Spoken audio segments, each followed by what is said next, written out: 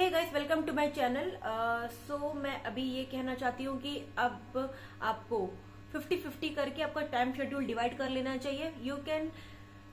You should split your time 50-50, 50% theory, 50% MCQ.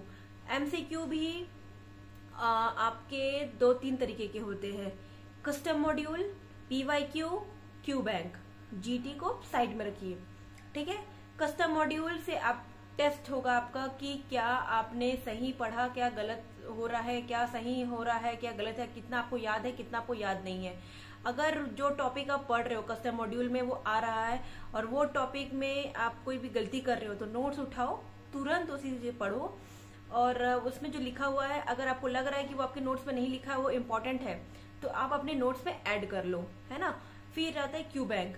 Q bank में आप topic wise आप solve कर सकते हो कि क्या टॉपिक आपको टफ लग रहा है तो उसमें आप अपना मास्टर कर लीजिए। फिर उसके बाद आता है previous year questions. Previous year questions is a learning questions. आप उससे टेस्ट नहीं देना है, उससे ये पता चलेगा कि आपके पास्ट एग्जाम में क्या क्या टॉपिक्स आए हैं और वो संभावना है कि वो ही आ सकता है, लेकिन सेम आएगा जरूरी नहीं है, लेकिन टॉपिक्स आ सकते हैं, है ना। तो वो आपको लर्न करना है, मिनिमम 2 टाइम सॉल्व करिए। दूसरे फोर्थ है जीटी। जीटी जब आप दे रहे हो तो जीटी आपको उसी दिन ही रिवाइज करना है, सेम डे रिवाइज करना है, क्योंकि अगर आप जीटी को छोड़ दिए कि बाद में रिवाइज करूंगा या करूंगी तो आप उसको आप सॉल्व नहीं करते, मतलब आप रिवाइज नहीं करते हो कि क्या आपसे गलती हुआ। मैं इसलिए बोल रही हूँ 50-50 डिवाइड करने के लिए, क्योंकि स्टॉप बल्किंग द थ्योरी। कितना आप थ्योरी पढ़ोगे, बार बार वही थ्योरी पढ़ने से कोई फायदा नहीं है।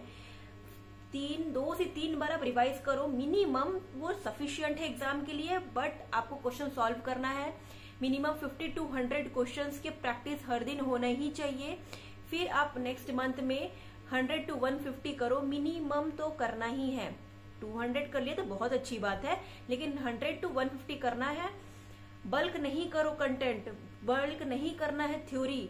ज्यादा थ्योरी पढ़ने से भी पास नहीं होगा आपका। एक तो ये एमसीक्यू बेस्ड एग्जाम है ना, तो ये आपको क्वेश्चन सॉल्व करने का ट्रिक आना चाहिए कि क्या गलती किया, क्या सही किया, उसी हिसाब से फिर आप करो, क्योंकि ये एमसीक्यू बेस्ड एग्जाम है तो आपको उसी हिसाब से करना चाहिए।